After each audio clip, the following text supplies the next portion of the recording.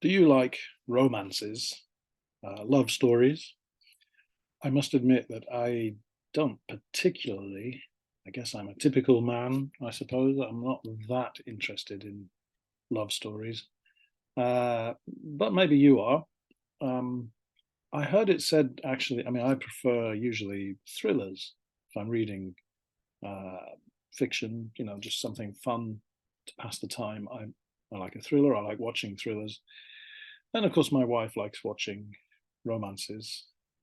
Um, but I heard it said that, a thriller is all about the hero has something to die for. But a romance, the hero has something to live for. And both stories are kind of like opposites in their style. I was thinking about this because I did actually read one of the classic love stories called Pride and Prejudice by Jane Austen. She is a quite famous English writer. She wrote about 200 years ago, I think, like 1800s. So over 200 years ago, I think. Um, but her novel Pride and Prejudice is one of the most famous love stories in English. Um, the only more famous one would be Romeo and Juliet, I think, by Shakespeare. That's a lot older. Um, so anyway, I thought if I'm going to read a romance, just see how it works, I should read one of the best ones. So I read Pride and Prejudice a few years ago, and yeah, I kind of enjoyed it. Wasn't my cup of tea, not my favorite kind of thing, but it was okay. Okay. So I wanted to talk about some of the issues and some of the vocabulary. Should you be interested in love stories or any kind of story, really? First of all, the name of this novel, which is now has been made into movies many times, um, is Pride and Prejudice. What does that mean?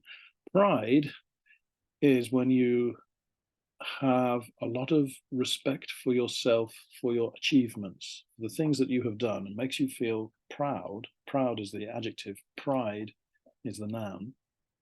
So that's pride. Prejudice, well, it comes the word prejudice, pre and judge, put together, prejudge, prejudice. And it means judging something, deciding whether something is good or bad before you know. So we often talk about racial prejudice. That's where somebody doesn't, oh, I don't like black people, or I don't like Japanese, or I don't like English. Well, that's prejudice. You've decided you don't like something before you know.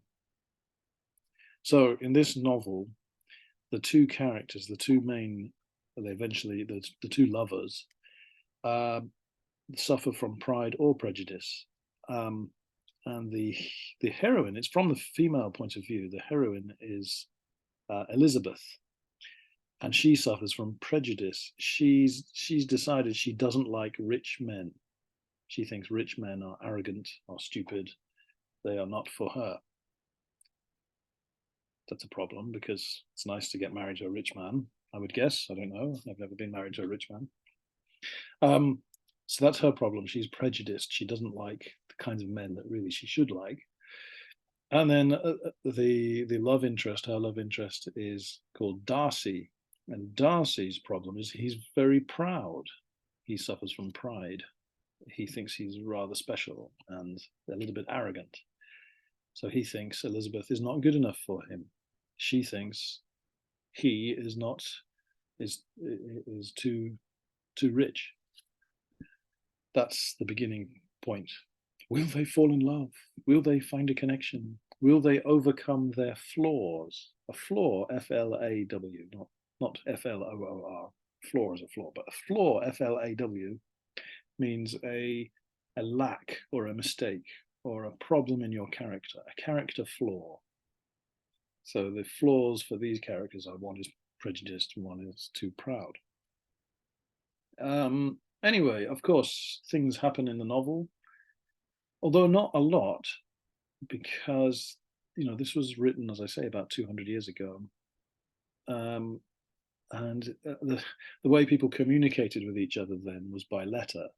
So they'd have a ball, like a Cinderella ball, like a dance, and something would happen in the dance, and then they'd go away and they'd think about what was the meaning of that. What was the meaning of him holding my hand? Does he really love me? And they'd think about it for like 3 weeks, and then write a letter, and then wait for the reply, and then So by today's standards, it's maybe a slow-moving book, I think. Uh, but it does follow the standard way of a love story, and I think one of the keys, you've got two characters who obviously are going to fall in love, but they can't for some reason, and there's also usually a love triangle. There's another person, and in this I forget the name of the character, but there is a love triangle. There's somebody else who wants Elizabeth to fall in love with him. So there's always a competition, and as a reader, you're interested because you want the couple to come together, to meet up and finally fall in love and get married and have no problems.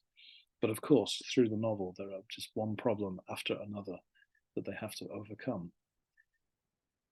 So it is like a thriller in a way. In a thriller, the hero has one problem after another to overcome, and it's kind of the same with a romance. It's just the issues are different. Romances are about love and life, and thrillers are about killing and death, I guess.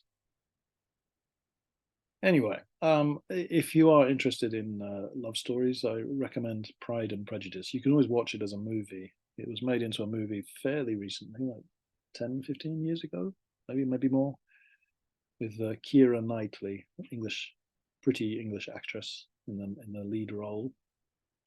That was good. I've seen that. So, okay, well, I got three questions for you. Number one, can you think of any great love stories, any famous love stories? Number two, what ingredients make a love story great? What elements, what things make oh, that's such a good love story?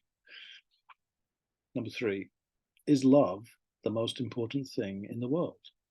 Or is it overrated? Is there something more important than love? If so, please tell me.